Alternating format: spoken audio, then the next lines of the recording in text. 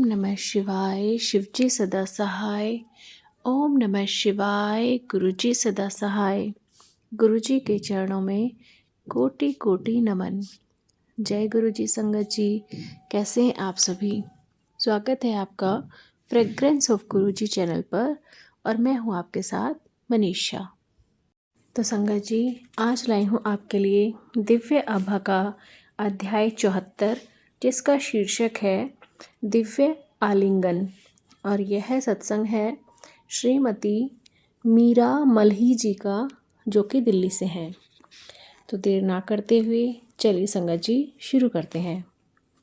मैं सोचती हूँ, यदि बूंद को सागर का वर्णन करने को कहा जाए तो वह क्या कह सकती है। भक्त वह बूंद है और गुरुजी अपार सागर। फिर भी मेरा प्रयास रहेगा कि मैं गुरुजी की सेवा में कुछ अर्पण कर सकूं। गुरु मिलन से परमात्मा को मिलने की राह सहज हो जाती है। आत्मा की परम मिलन की यात्रा में गुरु भक्त के ऊपर वात्सल्य और प्रेम की वृष्टि करते हैं। इनका अनुभव केवल निष्ठावान शिष्यों को ही हुआ है। गुरु वह साकार ब्रह्म है जिनमें सभी संबंधों का प्रेम समाया हुआ है। माँ की ममता, पिता का मार्गदर्शन और माता का संरक्षण, यह सब सद्गुरु में पूर्ण अवलोकित होते हैं। गुरुजी साक्षात परमात्मा है और वह अपने तक पहुँचने का मार्ग ज्ञान की ज्योति से प्रज्वलित करते हैं।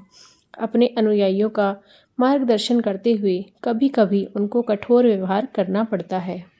वह उस कुम्हार की भांति हैं जो अपने बर्तन बनाते हुए उसे स्थिरता प्रदान करने के लिए उसे बाहर दृढ़ता से संभाले रहता है और अंदर से उसे अत्यंत कोमल हाथ से आधार देता है। सतगुरु अपने शिष्य से उच्च से भी उच्चतम व्यवहार की भावना रखते हैं। फिर भी उनका मन अपने शिष्यों के लिए करुणा, दया और कृपा से परिपूर्ण रहता है। हृदय में स्थित परमेश्वर की प्राप्ति के लिए उसके उस संगीत को, जिसे अनहद भी कहते हैं, श्रवण करने के लिए और अपने अंदर छिपी हुई ज्वाला को ज्वलित करने के लिए ऐसे महापुरुषों का सानिध्य प्राप्त करना चाहिए जो परम प्रीति से तृप्त हो चुके हैं। केवल वही शिष्य जो ऐसे महापुरुषों की वाणी और दिव्य गुणों से प्रभावित होकर उनके सद्गुणों में स्वयं को आत्मसात कर लेता है, वही इस भवसागर में गोते लगाकर जन्म एवं मृत्यु के चक्र से मुक्त हो पाता है। यही सतगुरु और शिष्य के पावन पुनीत संबंध है। गुरुजी साक्षात परमेश्वर हैं। उनके प्रेम की कोई सीमा नहीं है। जितना आप उनसे प्रेम करेंगे उतना ही आनंदमय आपका जीवन होगा। समय समय पर वह हमें सचेत कर कहते हैं कि उठकर अपनी दिव्यता का अनुभव करो। संसार की माया में डूबकर गहरी नींद में समय नष्ट ना करो। जय गुरुजी। स्वप्न में समर्पण।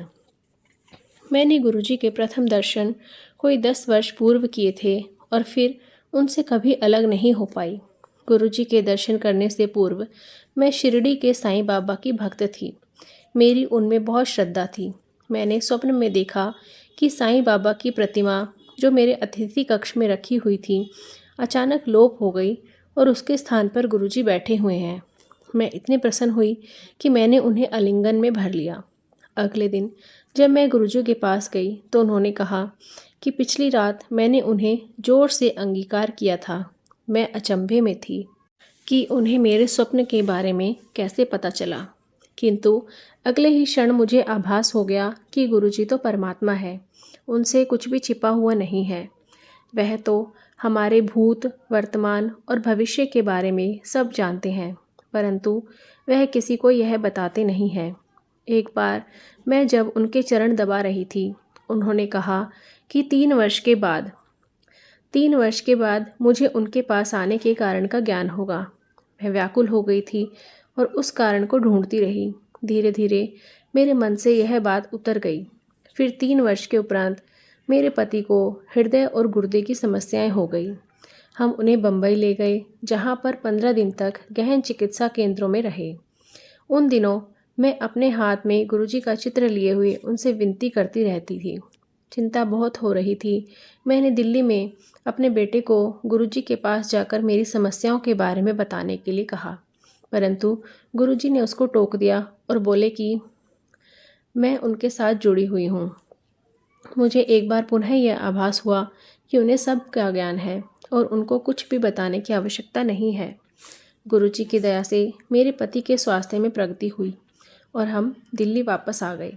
मैं तुरंत गुरुजी के पास गई और उनको बार बार धन्यवाद दिया तो वह बोले कि मेरे पति को नवजीवन दान देने के लिए ही उनको अपने पास बुलाया था। हम जानते हैं कि जन्म और मृत्यु तो सृष्टिकर्ता के हाथ में है। यदि वह ऐसा करें तो स्पष्ट है कि वह स्वयं वही हैं। जय गुरु जी। पान के पत्तों से दर्द निवारण। एक बार मैं गिर पड़ी थी जिससे मेरी टांग की शल्य क्रिया हुई थी। उसके उपरांत मेरे पैर में निरंतर वेदना बनी रहती थी। औषधियाँ लाभ नहीं कर रही थी। जब मैंने यह समस्या गुरुजी के सम्मुख रखी तो उन्होंने मुझे पान के पत्ते अभिमंत्रित करके दिए।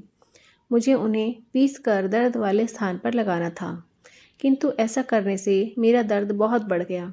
मैं रोते रोते गुरुजी के पास गई तो उन्होंने कहा कि इस प्रकार मेरा सारा दर्द निकल रहा है। कुछ ही दिनों में पूरी वेदना समाप्त हो गई और फिर 3 वर्ष तक कुछ नहीं हुआ। अचानक एक दिन वह पीड़ा फिर होने लगी। गुरुजी उस समय जालंधर में थे और मैं दुविधा में थी कि क्या करूं। मेरी बहन ने एक चिकित्सक से समय ले लिया। मैंने गुरुजी से निवेदन किया कि यदि वह होते तो मुझे इसकी आवश्यकता नहीं होती। मैंने उनसे चिकित्सक से नियुक्त समय पर साथ रहने के लिए विनती करी। घबराते हुए मैं चिकित्सक के पास गई। मैंने उनको पूरा हाल बताया और यह भी कहा कि 3 वर्ष से मैं कोई औषधि नहीं ले रही हूँ। उन्होंने जब पूछा कि मैं किसका उपचार कर रही हूँ तो मैंने उन्हें गुरुजी के बारे में बताया। यह सुनकर उन्होंने अपने ब्रीफकेस में से गुरुजी का चित्र निकाला और पूछा कि क्या वह यही है। मेरे सामने मेरी समस्या के उत्तर में गुरुजी थे। मैं भाव विभोर हो गई और मेरी आंखों से अश्रु बहने लगे। चिकित्सक ने मुझे आश्वासन दिया और कहा कि गुरुजी के होते हुए मुझे कोई चिंता करने की आवश्यकता नहीं है। उनके रहते हुए वह स्वयं और कुछ नहीं कर सकते। मैं घर लौट आई और स्नेह स्नेह मेरी पीड़ा समाप्त हो गई। कोई सोचेगा कि यह कैसे संभव है। यह तो गुरु कृपा का एक छोटा सा विवरण है।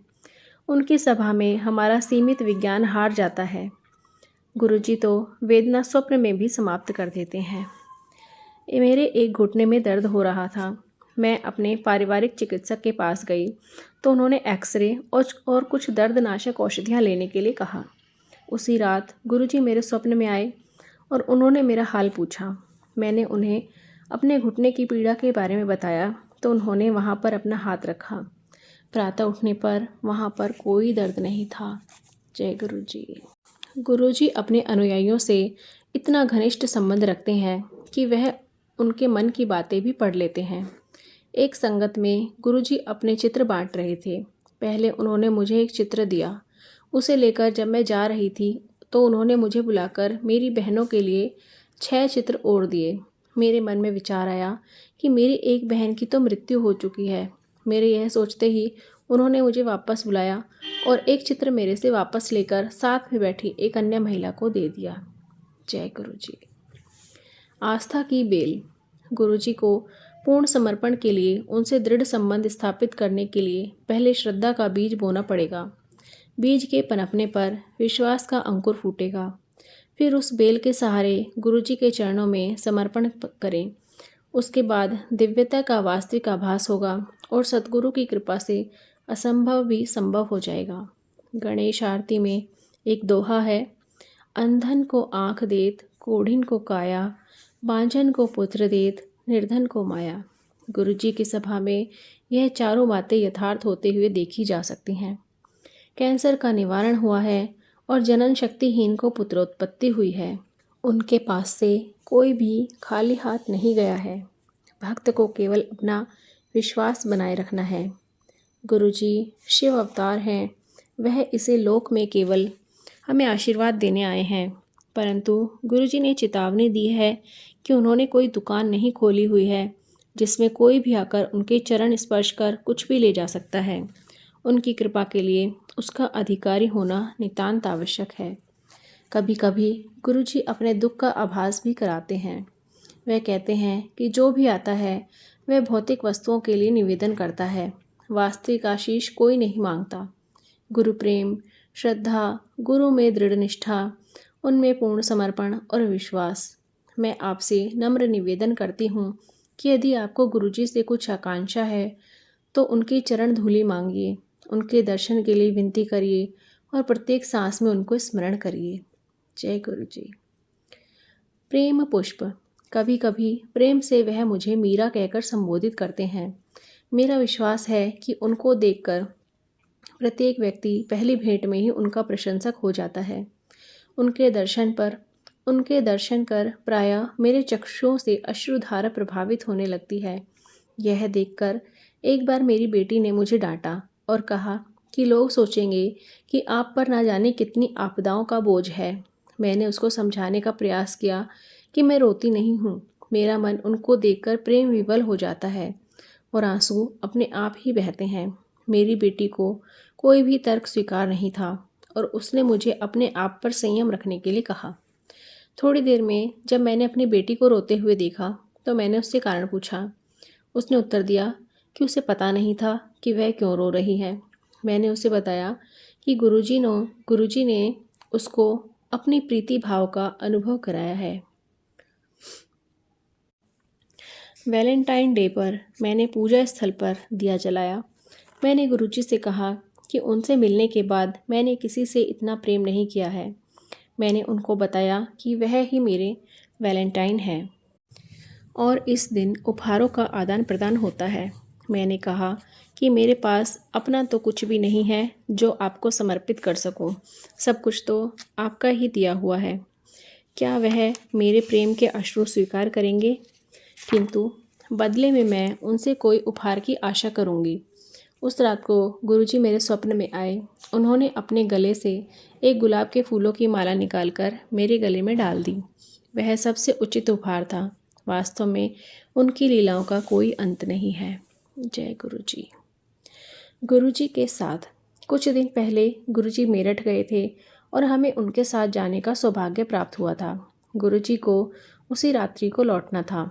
जब वह कुछ भक्तों के साथ कार में बैठे तो मेरे मन में विचार आया कि क्या मुझे भी कभी ऐसा संयोग प्राप्त होगा। उनके साथ बैठने वाले वास्तव में अत्यंत भाग्यशाली थे।